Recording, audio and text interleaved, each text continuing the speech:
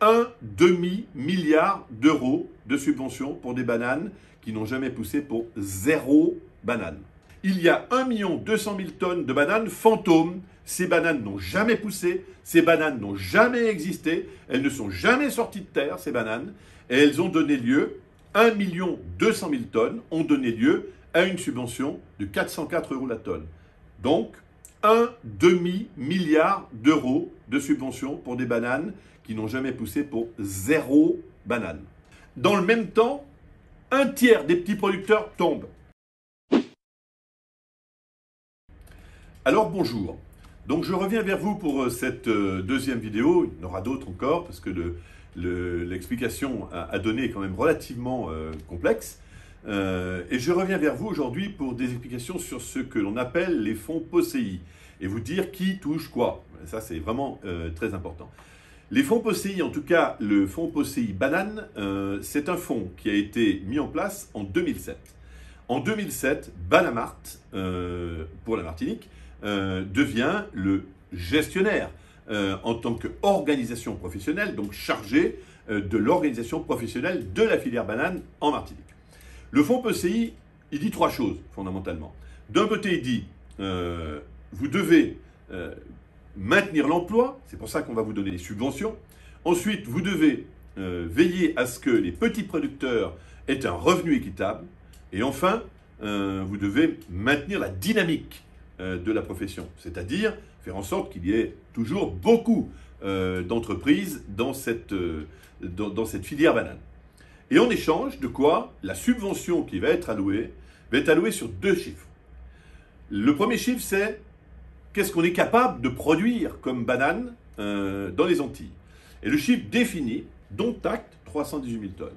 Et là, l'Europe dit, nous, on peut vous apporter une subvention qui est égale à 404 € la tonne. Voilà, ça c'est le départ, 404 € la tonne et on produit 318 000 tonnes.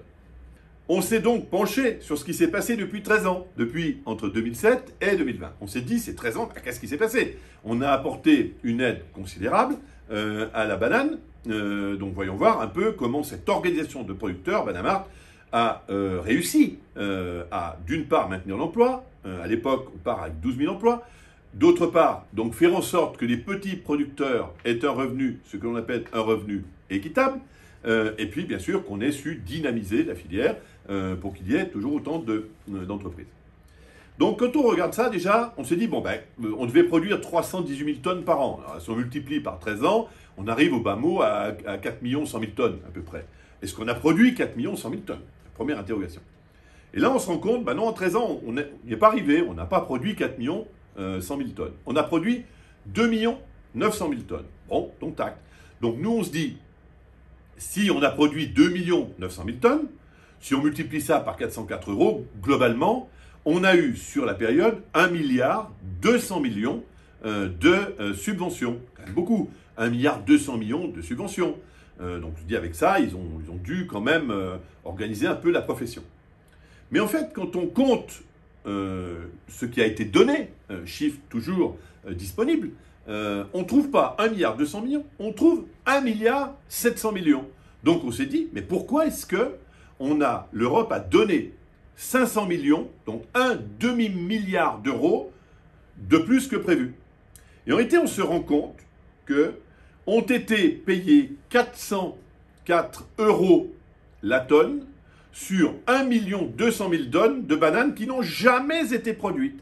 Il y a 1 200 000 tonnes de bananes fantômes. Ces bananes n'ont jamais poussé, ces bananes n'ont jamais existé, elles ne sont jamais sorties de terre, ces bananes, et elles ont donné lieu, 1 200 000 tonnes ont donné lieu à une subvention de 404 € la tonne. Donc, un demi-milliard d'euros de subventions pour des bananes qui n'ont jamais poussé pour 0 banane. Donc là, on s'est dit, pétard, un demi-milliard d'euros remis dans la filière alors que les bananes n'ont jamais poussé, bah, ça a dû permettre véritablement d'aider toute la filière. Donc on s'est dit, bah, allez, les emplois, il y avait 12 000 emplois disponibles en 2007. Combien il y en a aujourd'hui? Il y en a peut-être plus. Eh ben non, il n'y a pas 12 000 emplois, il y en a 6 000. On a divisé par 2 le nombre d'emplois. Donc l'organisation professionnelle Banamart, elle n'a pas réussi de ce côté-là, hein, puisque on passe de 12 000 à 6 000 emplois. Bon, on s'est dit, allez, on a peut-être des petits producteurs qui sont des petits producteurs heureux, qui gagnent bien leur vie. Eh ben non, figurez-vous que les petits producteurs, ils étaient 520 en 2007 et ils sont moins de 350 aujourd'hui. Ça veut dire qu'il y a un tiers des petits producteurs qui se sont arrêtés. Donc ça veut dire que ils n'avaient pas le revenu équitable qui était visé dans le POSEI. Donc on dit, l'organisation de producteurs Banamart a échoué là aussi. Elle n'a pas su apporter aux petits producteurs le soutien en tant qu'organisation professionnelle. Elle aurait dû amener pour que ces petits producteurs vivent. Donc du coup, on a regardé un petit peu ce qui se dit tout autour. Et on tombe, en 2019, sur une phrase de l'Odéadom. Qu'est-ce que c'est l'Odéadom? L'Odéadom, c'est l'administration qui gère les fonds POSEI, qui gère les sous. C'est elle qui a envoyé, l'Odéadom, ce 1,7 milliard d'euros, donc 1,2 milliard d'euros pour une production réelle, et un demi-milliard d'euros pour une production qui n'a jamais existé. Et qu'est-ce qu'elle dit? Elle dit en 2019, la tendance aux Antilles est une disparition progressive des petits producteurs. Même l'administration le dit. Alors, nous, on s'est quand même interrogé parce qu'on se dit, bon sang, cette banane que j'ai appelée la banane de Lucie, pourquoi? Parce que c'est Monsieur de Lucie qui est le grand organisateur de la banane aux Antilles et encore plus fort en Martinique.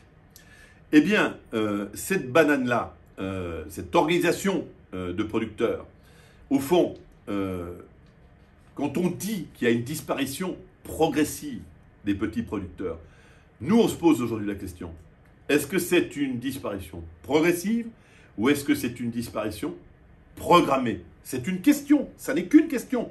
Mais on va essayer d'y répondre à cette question, puisqu'on voit l'inefficacité totale de Banamart pour aider, pour sauver les petits producteurs. Donc, dans le même temps, qu'est-ce qui se passe? Les gros producteurs, les très gros producteurs, ils sont devenus encore plus gros. Ils sont très très gros.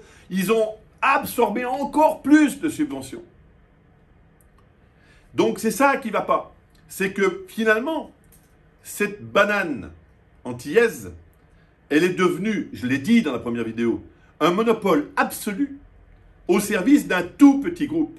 Et ce petit groupe, ce tout petit groupe qui a profité massivement, vous imaginez, un demi-milliard d'euros de subventions pour des bananes qui n'ont jamais vu le jour et 1,2 milliard de plus pour des bananes existantes. Ça fait 1,7 milliard d'euros. Dans le même temps, un tiers des petits producteurs tombent.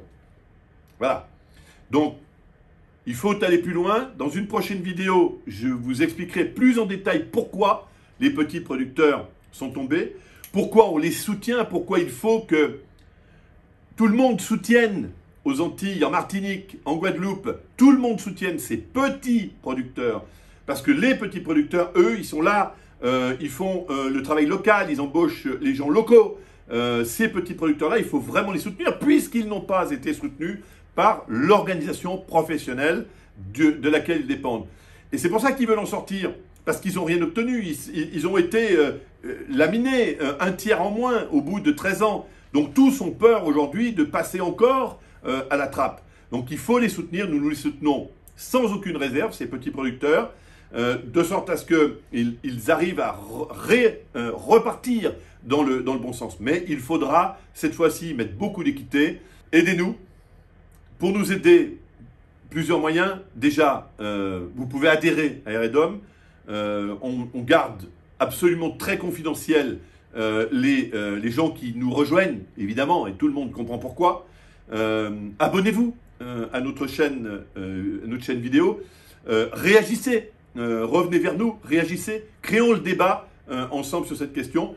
Je reviens vers vous très prochainement pour la suite des explications sur cette fameuse filière banane aux Antilles qui est devenue un monopole absolu dans les mains de quelques-uns. À très vite.